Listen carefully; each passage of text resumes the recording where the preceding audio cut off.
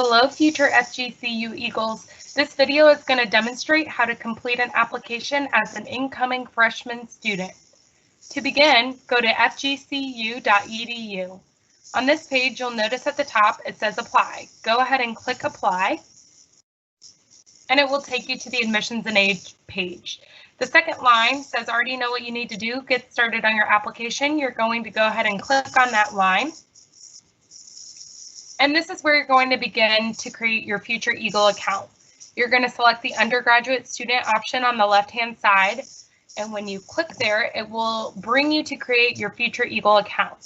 You're going to begin entering some of your basic profile information, first name, last name, email address, phone numbers, birth date, gender, address, and then your interests. This is not necessarily considering you for these things, it's just gauging your interest, so there may be additional steps that you need to take for some of those actions.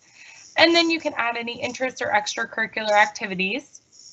As you continue scrolling, you'll see you can start to enter your high school information. As you start to type your high school, it should pop up, so you're going to want to click it so that it populates. And enter your graduation month and year. Mine is in the future, so I intend to graduate in May of 2021.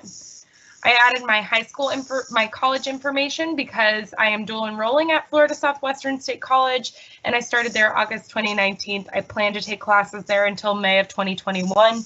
I'm not getting a degree, but I do plan on having 30 credit hours by the time that I'll attend FGCU. And then you'll indicate your student type. I'm applying as a freshman. I'm interested in elementary education, and I plan to enter fall of 2021.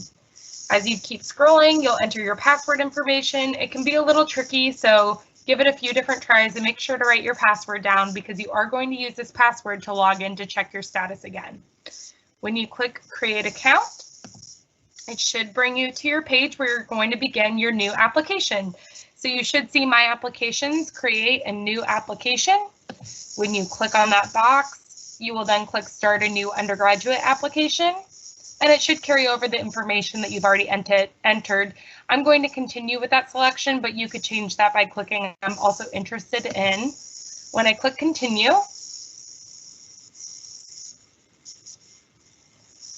this is where it will carry over some of my basic profile information, so there's no additional information I need to enter on the profile section. I've already entered that and it's been carried over. I'm going to click Save and Continue. My citizenship information I've not entered, so I'm going to go ahead and update this. If you are a citizen and you have a social security number, you want to make sure to provide the correct number because that will help your financial aid and anything from your FAFSA to connect. And then you're going to select your ethnicity information as well as any relation to the military. I'm going to click Save and Continue. And it carried over my freshman student type. I don't have the option yet for a fall 2021 application, but if you're applying after August 1st, you should be able to select fall of 2021. I'm going to click spring 2021 for this demonstration. I'm not a first generation college student.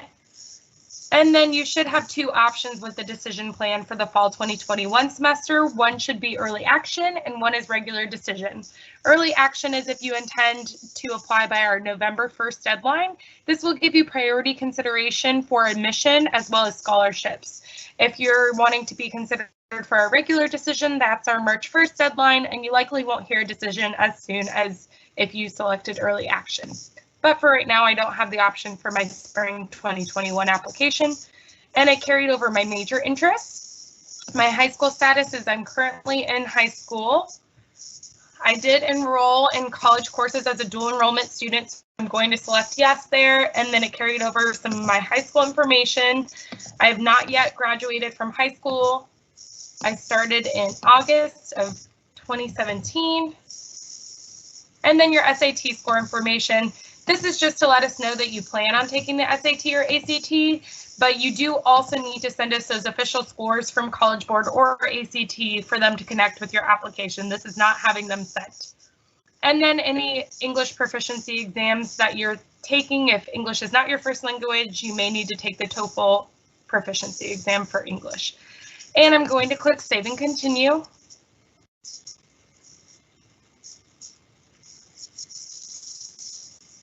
And this is your parents' information, so you can enter your parents' information as you see fit.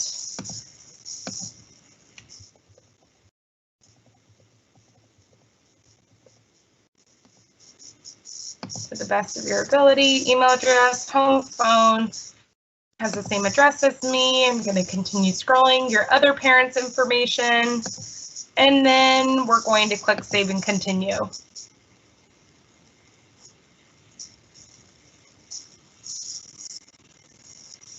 This is where you can enter any extracurricular activities that you're interested in. So if you're interested in theater, Greek life on FGC's campus, housing on campus, you can select any of your interests in this section.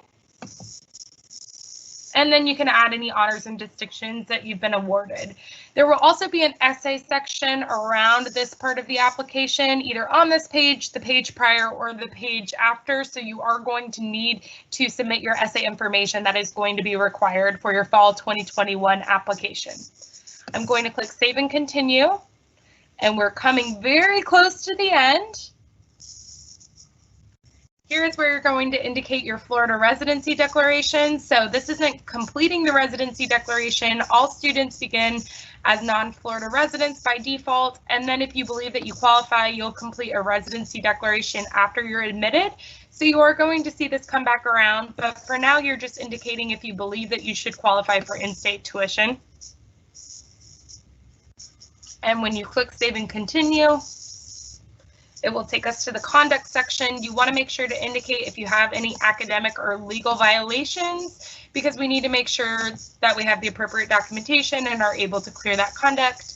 And as you keep scrolling, you're going to certify that everything you've reported is true, and if anything changes, you'll notify our office. And also certify that you understand that there is a $30 application fee associated with the application, and that you will allow us to receive any transcripts and test scores that are being sent to connect to your application. And then if you qualify for a fee waiver, either SAT, ACT, or NACAC, if you select yes, you have the ability to get this FGCU application fee waived, but you are going to need to follow up to provide us with those waivers for us to continue processing your application. I'm going to select no, and then finally, have I previously enrolled at FGCU? I believe the answer should be no for anyone reviewing this video. It's mostly for returning students. And finally, we're going to add our signature here. So Azul the Eagle, hopeful to be an FGCU admitted student. I'm going to preview before submission.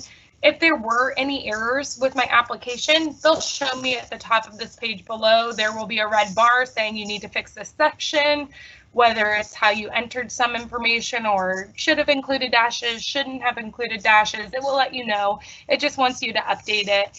But everything is looking good for my application. I just really want to get admitted, so I want to make sure that it's as perfect as can be.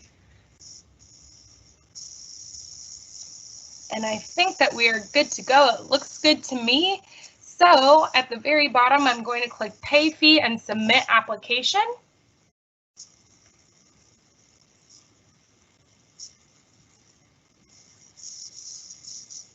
And this is where it's indicating that there is a $30 application fee associated with the application. If I was given a code to waive the application, I would enter that here. But if not, I'm going to need to pay the $30, and I'm going to click Make Payment Online, Make Online Payment. And that's going to take me to the payment screen. Once you submit your payment, you can know that your application is on its way to our office. Other than this application, you're also going to want to have your high school send your official transcripts to accompany your application. Or if you would rather do the Student Self-Reported Academic Record, SSAR, you could do that as well. It's up to you. You have the option. And then you're also going to want to make sure that your SAT or ACT scores are sent either from ACT or College Board. And once we have those three things, we should be able to review your application, and you should be hearing back from us soon. We look forward to seeing your application this fall. Go Eagles!